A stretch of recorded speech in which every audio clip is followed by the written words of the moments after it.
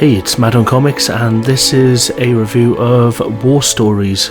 It's by Avatar Press, and it's written by Garth, Ennis, and artist by Matt Martin.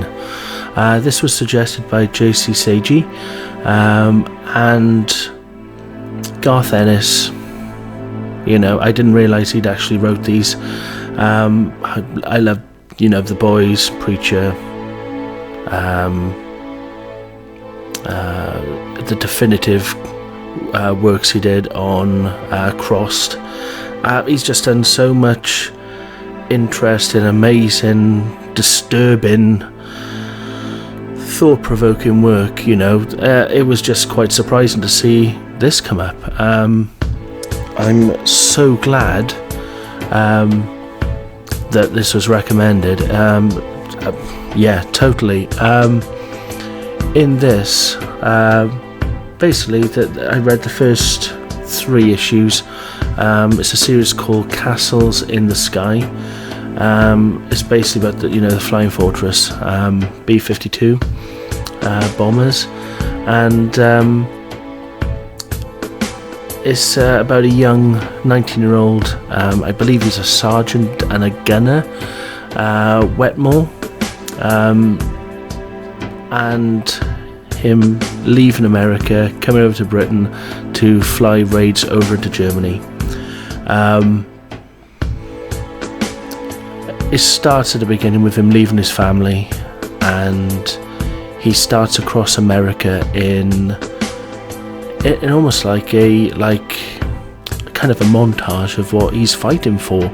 It got this beautiful land of the free, and this interesting blend of different cultures and everything, all wrapped up into an American bow.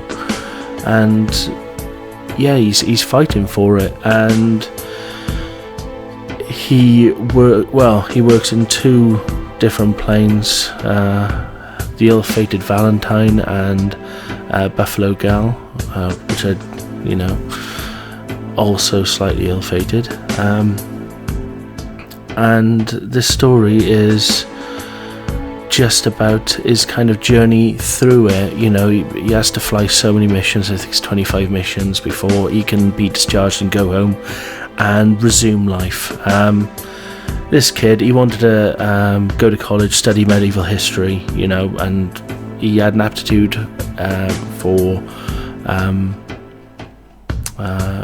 using guns, and they found a place for him in the Air Force. So he's there, and romance blossoms. It's a story we've seen. If you've seen any of the older war films, we've seen similar stories to this quite a few times over. But Garth Ennis puts quite a delicate and very focused point on this guy's experience in this, and it's really sweet and it's really sad. There's a lot of feels there. That's probably an understatement. But I've just recently finished watching Band of Brothers for I think the 6th or 7th time I've seen in the last decade. So I'm kind of I do enjoy a good war film, and this comic was really cinematic. The art, Matt Martin, the art when he's drawing the people is a bit more fluid. It's a bit more, I wouldn't say rushed, but it's a bit more dynamic, I would class it as. But when he's drawing the planes and the fight scenes, the detail and the kind of cinematic view he's sculpting is just wonderful. It's a good read. It's worth reading, and I'm going to read the rest of these war stories. Garth Ennis, he doesn't do anything by half. Just look at Punisher Max and everything. The guy has got a way with words, and one of the main kind of things I liked from this was his opinion about war being like basically a torture on all mothers, and just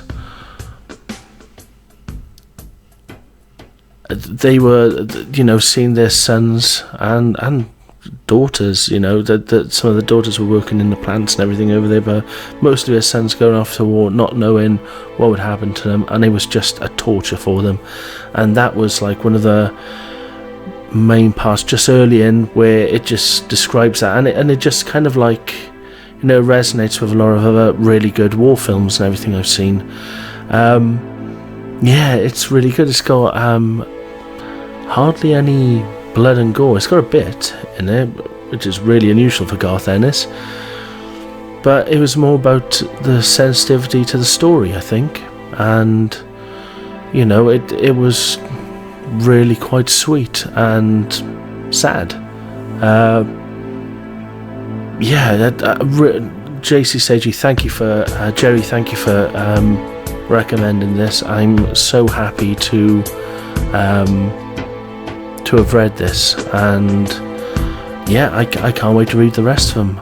Anyway, I really enjoyed this. I hope you enjoyed these pictures that are going past, and check out these books. They're really, really good.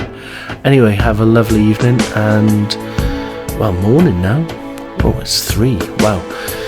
Well, have a lovely day ahead and a lovely weekend, and should do another review probably in a couple of days. Bye.